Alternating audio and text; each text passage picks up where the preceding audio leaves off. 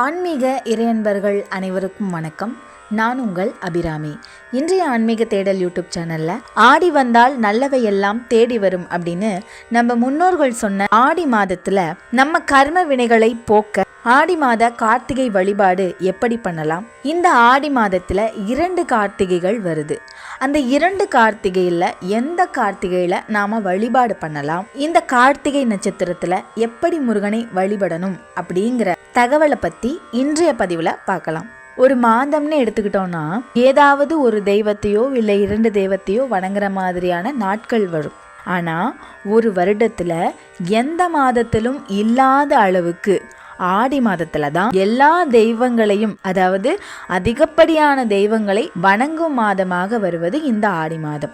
அப்படி நாம இந்த ஆடி பிறந்த உடனே குலதெய்வ வழிபாடு, ஆடி வெள்ளிக்கிழமையில அம்பாள் வழிபாடு, இதெல்லாம் நம்மளுடைய சேனல்ல பார்த்துட்டு வந்தோம். அதோடு சேர்ந்து இப்போ முருகப்பெருமானுடைய கார்த்திகை நட்சத்திர வழிபாடை பற்றி நாம் இந்த பதிவில் தெளிவாக பார்க்கலாம். முருகப்பெருமானுக்கு விரதங்கள் வழிபாடுகள் அப்படின்னு பார்த்தோன்னா 3 விதமான வழிபாடுகள் இருக்குது.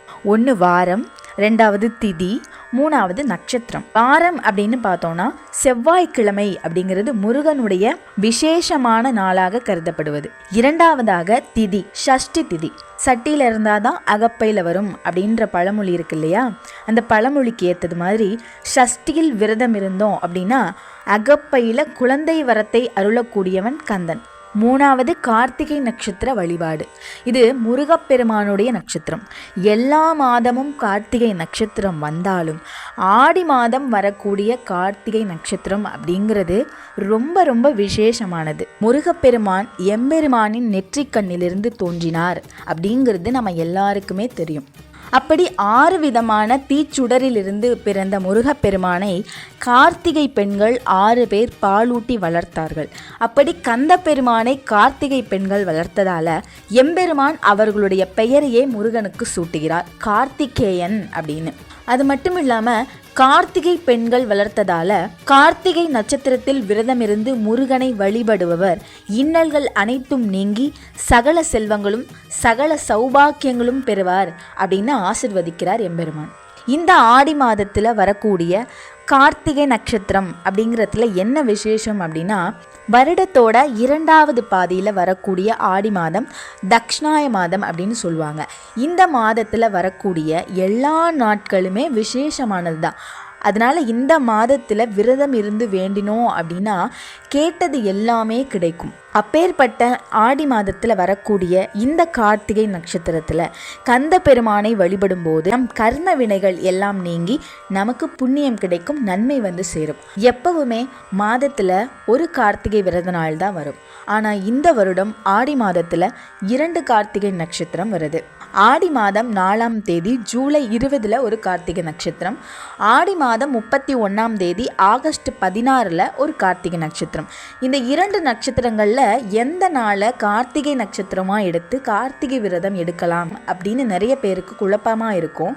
2 நட்சத்திரங்கள்லையுமே விரதம் எடுக்கலாம். இந்த 2 நாட்களையுமே தவற விட வேண்டாம். திருத்தணி, திருச்செந்தூர், பழனி இங்கெல்லாம் ஆகஸ்ட் 16 ஆடி கிருத்திகையாகவும், அதே சமயம் ஜூலை 20ஆம் தேதி திருப்பரங்குன்றம் ஆடி கிருத்திகை விழாவாக கொண்டாடப்படும் அப்படின்னு சொல்றாங்க.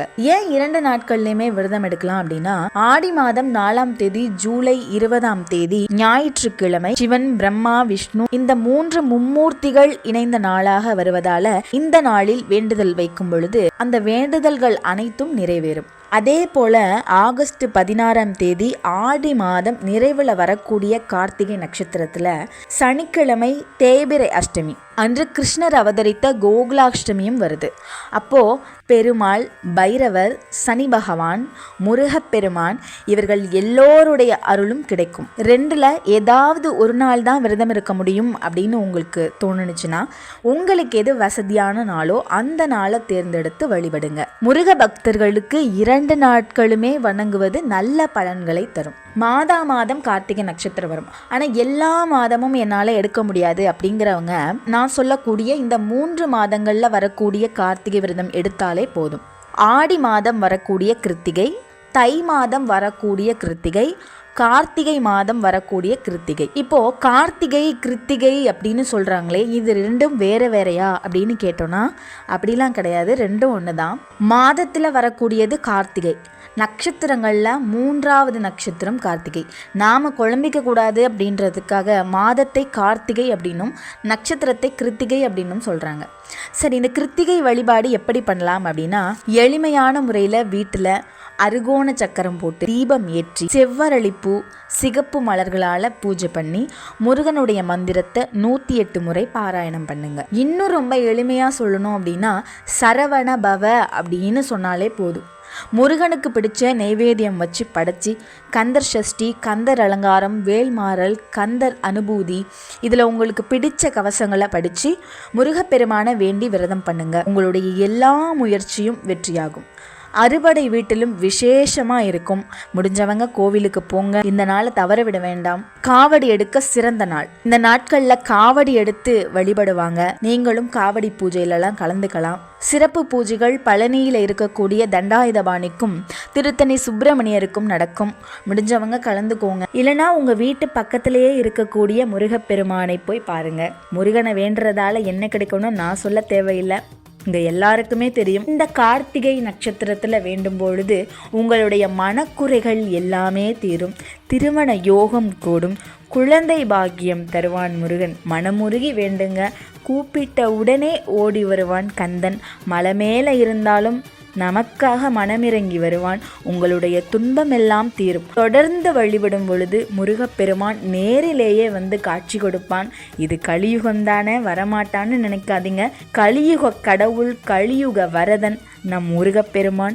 அதனால் இந்த ஆடி மாத கார்த்திகை விரதம் எடுத்து முருகப்பெருமானின் அருளை நீங்கள் எல்லாரும் பெறணும் அப்படின்னு ஆன்மீக தேடல் யூடியூப் சேனல் மூலமாக கர்ம வினை தீர்க்கும் கந்தனை நான் வேண்டுகிறேன். தொடர்ந்து இது போன்ற ஆன்மீக பதிவுகளுக்கு ஆன்மீக தேடல் யூடியூப் சேனலை சப்ஸ்கிரைப் பண்ணுங்கள். உங்களுக்கு ஏதாவது சந்தேகம் இருக்குது அப்படின்னா கமெண்ட் செக்ஷனில் கமெண்ட் பண்ணுங்கள். நான் கண்டிப்பாக பதில் சொல்கிறேன். நன்றி.